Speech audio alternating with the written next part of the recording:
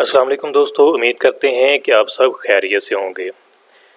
تدمیر کا گورنر تھیوڈامیر جب مسلمان مجاہدوں کا مقابلہ نہ کر سکا اور وہاں سے بھاگ نکلا اور ایل اللہ کے قلعہ میں جا کر پناہ گزین ہو گیا، مگر مغیث رومی نے قلعے کا محاصرہ کر لیا۔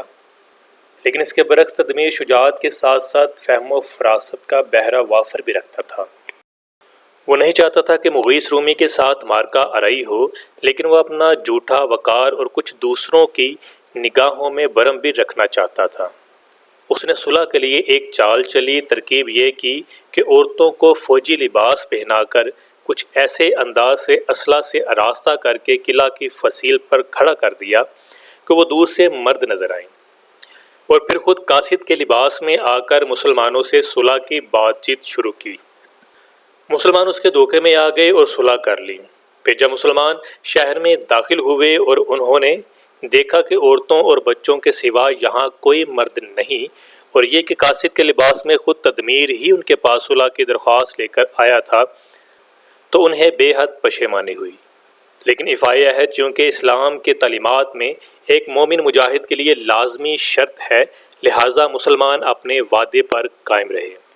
ادھر ماردہ کی فتح کے بعد موسیٰ بن نصیر طلیطلہ کی طرف جا ہی رہے تھے کہ راستے میں طارق بن زیاد سے ملاقات ہو گئی، جو دوسری طرف سے آ رہا تھا۔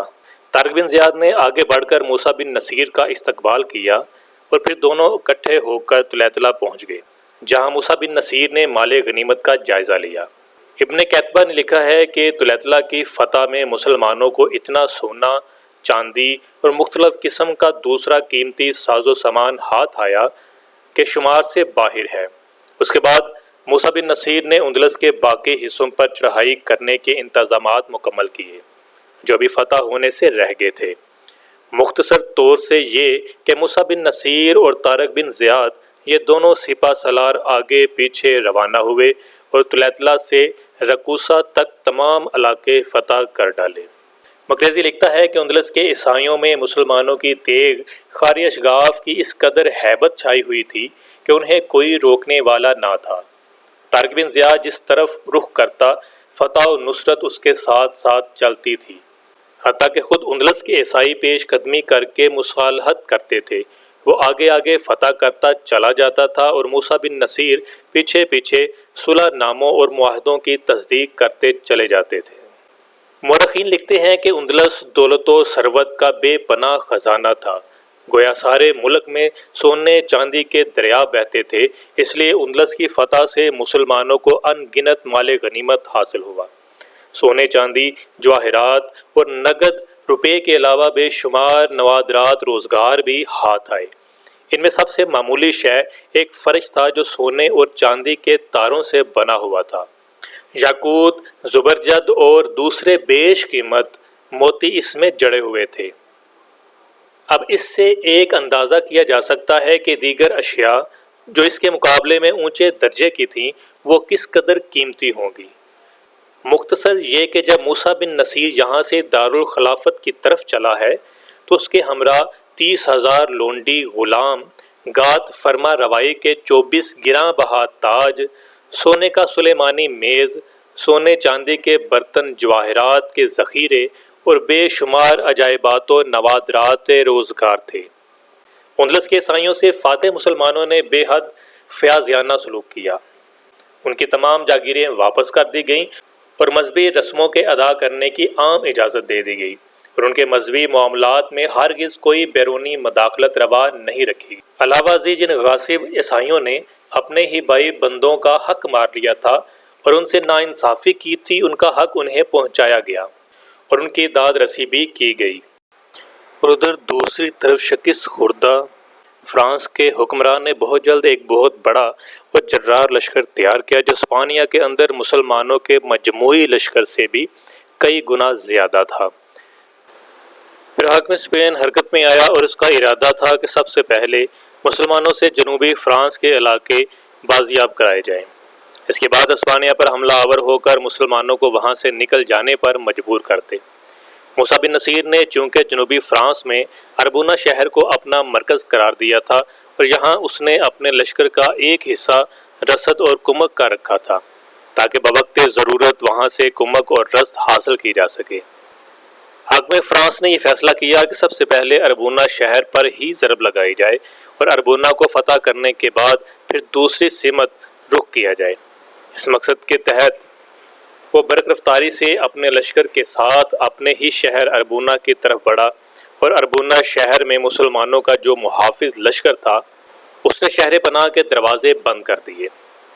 یہ صورتحال دیکھتے ہوئے حاکم فرانس نے شہر کا محاصرہ کر لیا۔ شہر کے چاروں طرف دور دور تک جہاں تک نگاہ کام کرتی اس کا لشکر پھیلا ہوا تھا، جبکہ چھوٹا سا مسلمانوں کا لشکر جو اربونہ میں مقیم تھا وہ بڑی جان فشانی اور بڑی تندہی سے شہر پناہ کی فصیل پر بنے ہوئے برجوں میں رہ کر اس کے لشکروں کو فصیل پر چڑھنے کا موقع فراہم نہ کر رہا تھا۔ مسلمان مخبروں نے موسیٰ بن نصیر کو حاکم فرانس کی طرف سے اربونہ کے محاصرہ کی اطلاع دی۔ موسیٰ بن نصیر نے اسی وقت تیز رفتار قاصد خلیج بسکے کی طرف روانہ کیے۔ وہ طارق بن زیاد اور طریف بن مالک کو اس صورتحال سے آگاہ کرتے ہوئے حکم دیا کہ اپنے لشکر کے ساتھ اربونہ شہر کا رخ کریں، جبکہ خود موسیٰ بن نصیر بھی اربونہ کی طرف کوچ کر گیا تھا۔ طارق بن زیاد اور طریف بن مالک اپنے لشکر کے ساتھ راستے ہی میں موسیٰ بن نصیر سے آن ملے تھے، لہٰذا یہ متحد لشکر بڑی تیزی سے اربونہ شہر کی طرف بڑھا تھا۔ جب وہ شہریوں کے قریب آئے تو انہوں نے دیکھا کہ شہر کے باہر دور دور تک چاروں طرف فرانسیسیوں کا لشکر پھیلا ہوا تھا اور انہوں نے شہر کا بری طرح محاصرہ کر رکھا تھا۔ موسیٰ بن نصیر نے جب شہر کے شمالی حصے میں ایک کوہستانی سلسلے پر اپنا پڑاؤ کیا تو اس کا ایک مخبر اس کے پاس آیا۔ اس وقت طارق بن زیاد اور طریف بن مالک بھی اسی کے پاس کھڑے ہوئے تھے اور وہ مخبر موسیٰ بن نصیر کو مخاطب کر کے کہنے لگا، اے امیر، مشکل سے بھیس بدل کر اربونہ شہر سے نکلا ہوں۔ فرانسیسیوں نے اس شہر کا پوری طرح محاصرہ کر رکھا ہے اور اگر ایک روز تک محاصرہ کو نہ توڑا گیا تو شہر کے اندر ہمارا جو لشکر ہے اس کے پاس خوراک کا ذخیرہ بالکل ختم ہو جائے گا، لہٰذا وہ فرانسیسیوں کے سامنے ہتھیار ڈالنے پر مجبور ہو جائیں گے، اور اگر انہوں نے ایسا کیا تو شہر کے اندر جس قدر ہمارے لشکری محصور ہیں یہ فرانسیسیوں سب کا قتل عام کر کے رکھ دیں گے۔ موسیٰ بن نصیر نے اس مخبر کا شکریہ ادا کیا اور اسے آرام کرنے کا مشورہ دیا۔ جب وہ مخبر چلا گیا تب موسیٰ بن نصیر نے طارق بن زیاد اور طریف بن مالک کی طرف دیکھتے ہوئے پوچھا، اے میرے دونوں عزیزوں، میرے رفیقو، تم دیکھتے ہو کہ اربونہ شہر کے چاروں طرف دور تک فرانسیسی لشکر پھیلا ہوا ہے۔ یہ فرانس کا حکمران ہمارے مقابلے میں ایک ایسا لشکر لے کر آیا ہے جو ہم سے بہتر مسلح ہونے کے علاوہ ہمارے مجموعی لشکر سے بھی کئی گنا بڑا ہے۔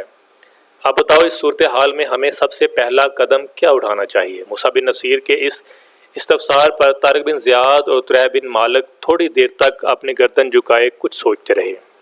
پھر طارق بن زیاد نے بڑے غور سے موسیٰ بن نصیر کی طرف دیکھا اور کہنے لگا، اے امیر، اس سلسلے میں میری رائے یہ ہے کہ ہم تینوں میں سے کسی ایک کو لشکر کے ایک حصے کے ساتھ رسد اور خوراک کا یہ سامان لے کر اربونہ شہر میں داخل ہونے کی کوشش کرنی چاہیے، تاکہ شہر کے اندر جو ہمارا لشکر محصور ہے اسے بر وقت خوراک اور رسد کا سامان مل سکے اور وہ ان فرانسیسیوں کے سامنے ہتھیار ڈالنے پر مجبور نہ ہو جائے۔ ہم تینوں میں سے جو بھی اربونہ شہر میں داخل ہو وہ وہیں رہ کر دشمن کا مقابلہ کرتا رہے، اور ہم میں سے جو دو شہر سے باہر رہیں وہ لگاتار مختلف انداز میں کبھی دن اور کبھی رات کے وقت شب و خون کی صورت ان فرانسیسیوں پر حملہ آور ہوتے رہیں۔ اور مجھے امید ہے کہ ہم اگر لگاتار شہر کی طرف سے اور باہر سے دشمن پر دو طرفہ حملہ کرتے رہیں تو اس طرح ہم ان فرانسیسیوں کو نہ صرف یہ کہ ہم شکست دینے میں کامیاب ہو سکتے ہیں بلکہ انہیں اربونہ سے بھاگ جانے پر بھی مجبور کر سکتے ہیں۔ طارق بن زیاد کا یہ جواب سن کر موسیٰ بن نصیر اور طریف بن مالک دونوں کے چہروں پر ہلکی ہلکی مسکراہٹ نمودار ہوئی تھی۔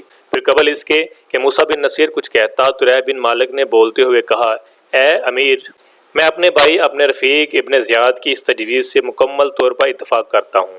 طریف بن مالک کی یہ گفتگو سن کر موسیٰ بن نصیر کے چہرے پر مسکراہٹ اور گہری ہو گئی۔ پھر اس نے ان دونوں کو مخاطب کرتے ہوئے کہنا شروع کیا، سنو میرے دونوں عزیزوں، میں تمہاری تجویز سے مکمل طور پر اتفاق کرتا ہوں۔ اب ہمارا لاہ عمل یہ ہوگا کہ تھوڑی دیر تک ہم فرانسیسی لشکر پر حملہ آور ہوں گے اور حملے کی ابتدا ہم شہر کے شرقی دروازے سے کریں گے۔ میں اپنے لشکر کے حصے کے ساتھ درمیان رہوں گا، میرے دائیں اور بائیں تم دونوں اپنے لشکر کے ساتھ دشمن پر حملہ آور ہوگے۔ یہ حملہ ہم تینوں مل کر پوری طاقت اور قوت کے ساتھ کریں گے۔ میں اپنے ساتھ اربونہ میں محصور اپنے لشکر کے لیے رست اور خوراک کا ذخیرہ بھی لے لوں گا۔ میری کوشش یہ ہوگی کہ درمیانی حصے میں حملہ آور ہوتے ہوئے دشمن کے لشکر کے بیچوں بیچ آگے بڑھوں، اور تم دونوں کی کوشش یہ ہوگی کہ دائیں بائیں سے پوری قوت کے ساتھ حملہ آور ہو اور دشمن کو مجھ پر حملہ آور ہونے کے کم سے کم موقع فراہم کرو اور اسے مجھ سے دور رکھنے کی کوشش کرو۔ اس طرح میں دشمن کے اندر آگے بڑھتے ہوئے شہر کے غربی دروازے سے نمودار ہوں گا۔ اس سے پہلے میں اپنے مخبروں کے ذریعے شہر میں اپنے محصور لشکر کو مطلع کر دوں گا کہ میں ان کے لیے رست اور خوراک کے ساتھ شہر میں داخل ہونے کی کوشش کروں گا۔ جب وہ مجھے شہر کے دروازے پر دیکھیں گے تو شہر کا دروازہ کھول دیں گے۔ اس طرح میں اپنے لشکر کے ساتھ خوراک کا سامان لے کر شہر میں داخل ہوں گا، اور شہر کے دروازے بند کرنے کے بعد میں شہر کے اندر محصور رہ کر دشمن کا مقابلہ کروں گا، جبکہ تم دونوں باہر سے دشمن پر مختلف سمتوں سے حملہ آور ہوتے رہنا۔ اس طرح ہم مل کر فرانسیسیوں کو شکست دینے اور بھاگ جانے پر مجبور کر دیں گے۔ اس گفتگو کے بعد تینوں مل کر فرانسیسیوں پر حملہ آور ہونے کی تیاریاں کرنے لگے۔ اس کے بعد فرانسیسیوں پر حملے کی ابتدا موسیٰ بن نصیر نے کی۔ اپنے لشکر کے ساتھ اربونہ شہر کے مغربی دروازے کی طرف عین سیدھ میں کروٹیں لیتے طوفان دوزخ کی لپٹوں رقص کرتی فضا اور تباہی کے قاصد کی طرح حملہ آور ہوئے۔ اس خوفناک حملے نے ہر چیز کو ششدر ویران و حیران کر دیا تھا۔ ایسا لگتا تھا کہ جیسے ہر شے سانس روکے ہوئے محو تماشا ہو گئی ہو۔ موسیٰ بن نصیر بڑی بے خوفی اور بے باکی کے ساتھ گہرے ویران اندھیرے میں چمکتے ہوئے جگنوں کی طرح اپنے لشکروں کے ساتھ حملہ آور ہوا تھا۔ اپنے سامنے آنے والے فرانسیسیوں کی حالت اس نے ساکت لہروں کی طرح کر دی تھی۔ ایسا لگتا تھا جیسے موسیٰ بن نصیر اور اس کے تحت کام کرنے والے لشکری شب کو تیرگی بخشنے والے اور دن کو تابناکی کرنے والے جذبوں کے ساتھ وقت کے شعور کو مہر بلب کر دینے کا عزم کر چکے ہوں۔ موسیٰ بن نصیر کے حملے کے بعد دائیں طرف سے طارق بن زیاد فرانسیسیوں پر حملہ آور ہوئے اور بائیں طرف سے طریب بن مالک فرانسیسیوں پر حملہ آور ہوئے۔ اس مختصر سی جنگ میں فرانسیسیوں کا کافی نقصان ہو گیا تھا اور ان کے ہزاروں لشکری جنگ میں کام آ گئے تھے۔ چاروں طرف لاشیں ہی لاشیں بکھری دکھائی دیتی تھیں۔ دوسری طرف شہر میں داخل ہونے کے بعد موسیٰ بن نصیر بڑی برق رفتاری سے حرکت میں آیا۔ شہر والوں کو رسد کا سامان مہیا کرنے کے بعد اس نے شہر کے اندر جو پہلے سے لشکر محصور تھا اسے اپنے ساتھ ملا کر اس نے سارے لشکر کو دو حصوں میں تقسیم کر دیا اور انہیں ضروری ہدایات جاری کرنے کے بعد ایک حصے کو فصیل کے شمالی حصے پر اور ایک کو جنوبی حصے پر مقرر کر دیا تھا، اور ان کے پاس تیروں کے اس نے ڈھیر لگا کر رکھ دیے تھے۔ دوسری طرف طارق بن زیاد اور طریب بن مالک بھی کوہستانی سلسلے میں کھڑے ہو کر موسیٰ بن نصیر کی ان تیاریوں کو دیکھ چکے تھے، لہٰذا وہ اپنے پڑاؤ سے نکلے۔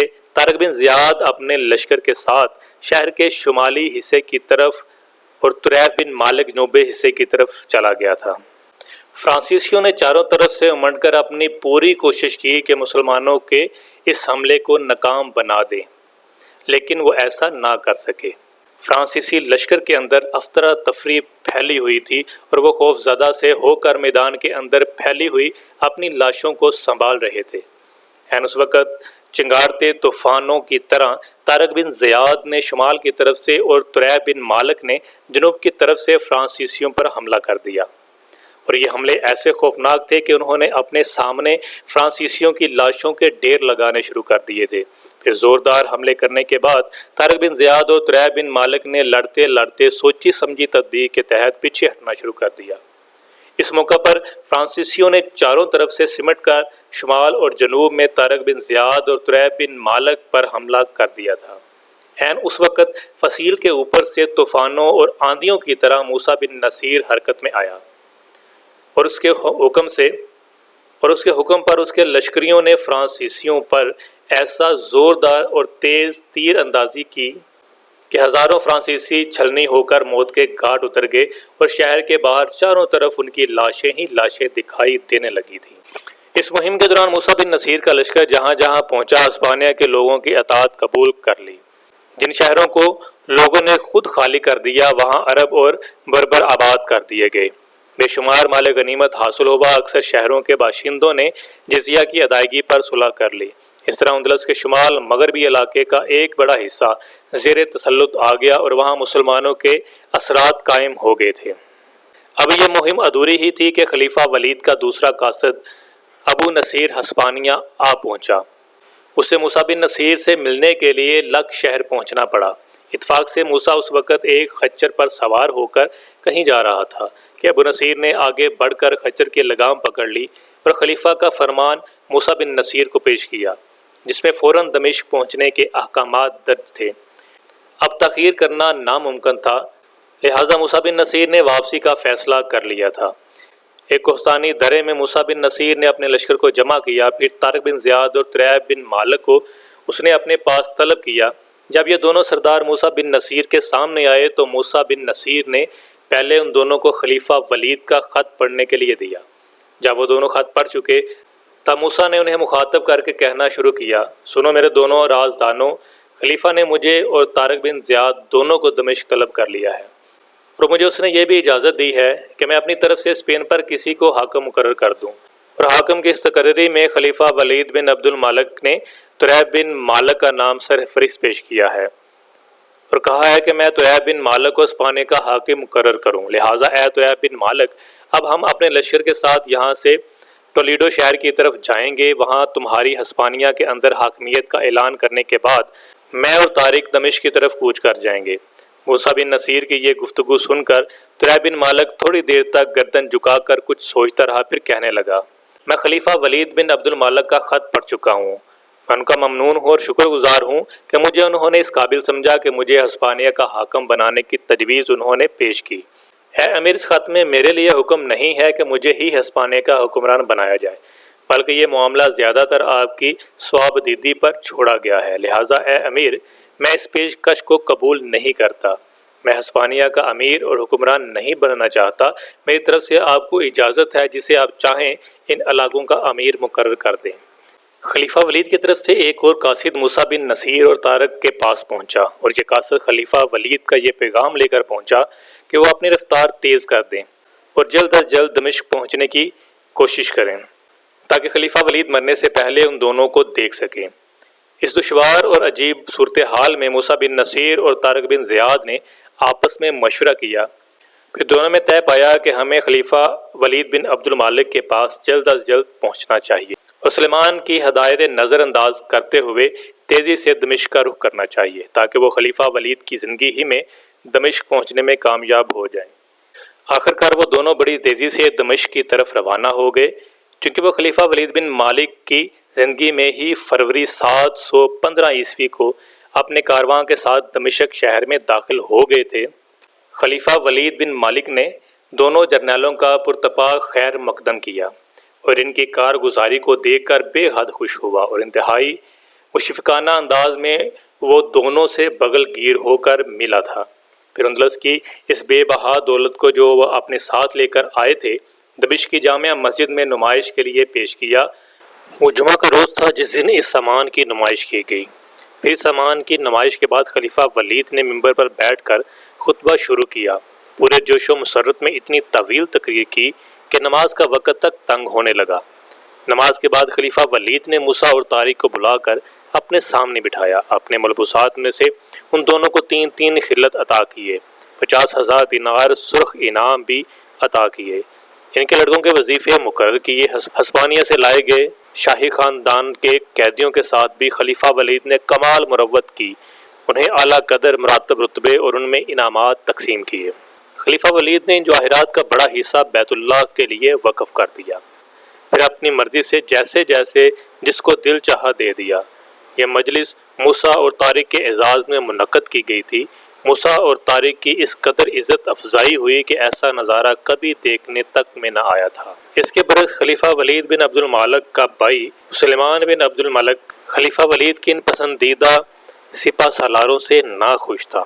قصہ کچھ یوں ہے کہ ایک مرتبہ خلیفہ بن ولید نے ارادہ کیا کہ اپنے بھائی سلیمان بن عبد الملک کی بجائے اپنے بیٹے عبدالعزیز کو ولی عہد بنائے، اور اس سلسلے میں تمام بڑے بڑے امراء خاص کر حجاج بن یوسف نے خلیفہ کے خیال کی تائید اور حمایت بھی کی تھی، مگر پھر بعد میں خلیفہ نے کچھ سوچ کر اپنا ارادہ بدل دیا۔ ہر چند اب ولید بن عبد الملک کے انتقال کے بعد سلیمان بن عبد الملک کو خلافت مل گئی، تاہم نئے خلیفہ کے دل سے ان امراء کے خلاف کدورت نہ گئی جنہوں نے ولید بن عبد الملک کی ہم نوائی کی تھی۔ چنانچہ محمد بن قاسم، موسیٰ بن نصیر اور طارق بن زیاد وغیرہ جیسے مدبر جرنیلوں کو سلیمان بن عبد الملک کی انتقامی کارروائیوں کا نشانہ بننا پڑا۔ اگرچہ خلیفہ سلیمان بن عبد الملک کی ذات میں بڑی خوبیاں تھیں، اپنے چچیرے بھائی حضرت عمر بن عبدالعزیز جیسے فاروق ثانی خلیفہ کو اپنے بعد خلیفہ منتخب کرنا سلیمان بن عبد الملک کا ایک قابل قدر کارنامہ ہے، تاہم اسلام کے نامور جرنیلوں کا قتل خلیفہ کے دامن پر بدترین داغ ہے۔ محمد بن قاسم، موسیٰ بن نصیر اور طارق بن زیاد خلیفہ سلیمان بن عبد الملک کے عہد خلافت میں مختلف اوقات میں مختلف طریقے سے قتل کیے گئے۔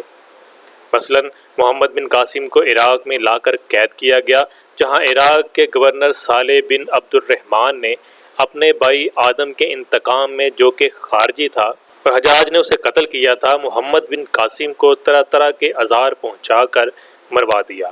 موسیٰ بن نصیر پر روپے پیسے کی خرد برد کا الزام لگایا گیا، اسے دھوپ میں کھڑا کیا گیا اور کئی لاکھ روپے کا تاوان ادا کرنے کی سزا دی گئی، جسے وہ ادا نہ کر سکے اور اسی صدمے میں دنیا سے چل بسا۔ اور کچھ ایسا ہی معاملہ طارق بن زیاد سے بھی پیش آیا۔